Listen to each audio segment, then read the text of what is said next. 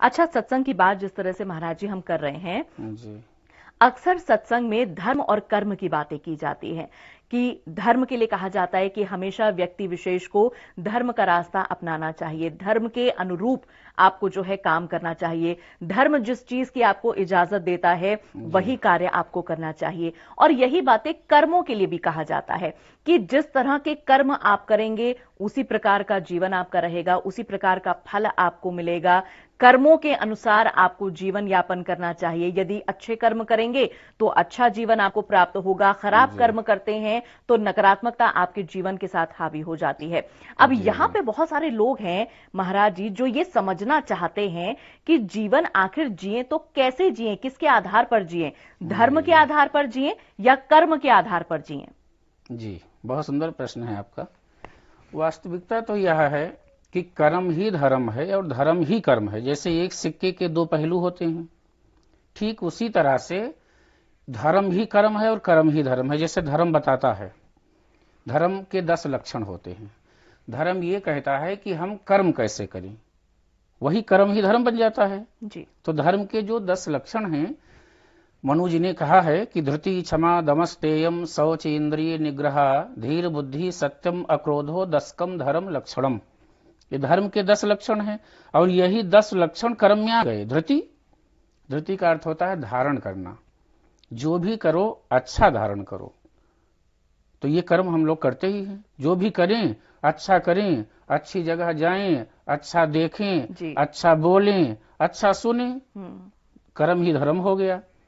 तो धृति, क्षमा, क्षमा भी एक सद्गुण है, ये भी एक कर्म है। जरूरत पड़े तो क्षमा करें, प्रयास करें। परिवार में है, मान लो परिवार के मुखिया हैं, तो यदि हम छोटी छोटी बातों पे उलझ जाया करेंगे तो कहाँ परिवार चल पाएगा। चाहे परिवार हो, चाहे समाज हो, या राष्ट्र हो, या कोई संस्था हो, कहीं ना कहीं ये भी एक सद्गुण जीवन में लाना पड़ता है, क्षमा का भी सद्गुण। तो ये धर्म के लक्षण हैं और यही कर्म बन जाते हैं। धृति, क्षमा, दमस, दम कहते हैं इंद्रिय निग्रह। हमारी इंद्रियां क्या कर रही हैं, नित्य प्रति आंख भी हमारी इंद्रियां हैं।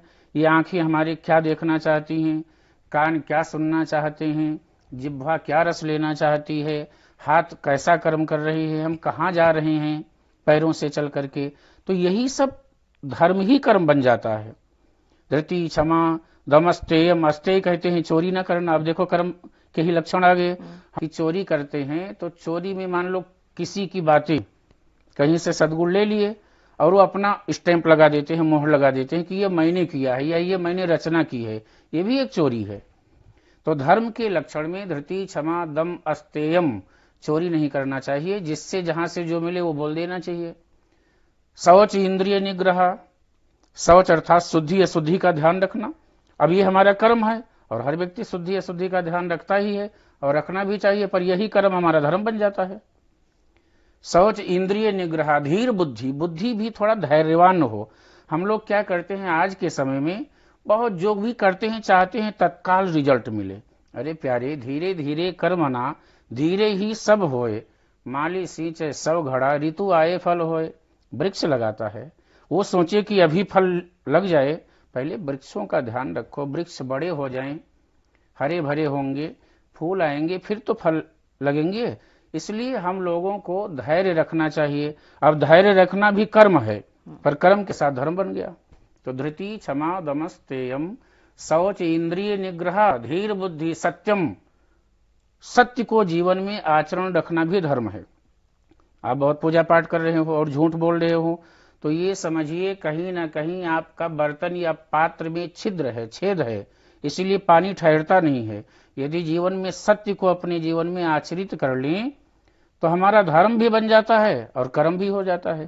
कि लोग भी कहते हैं अरे बहुत अच्छे हैं, कितना अच्छा सत्य बोलते हैं। अब वो सत्य भी धर्म हो गया। और मानस में भी, रामायण में लिखा है कि धर्म न दोसर सत्य समाना, बोले आगम निगम पुराण बखाना। आगम निगम पुराण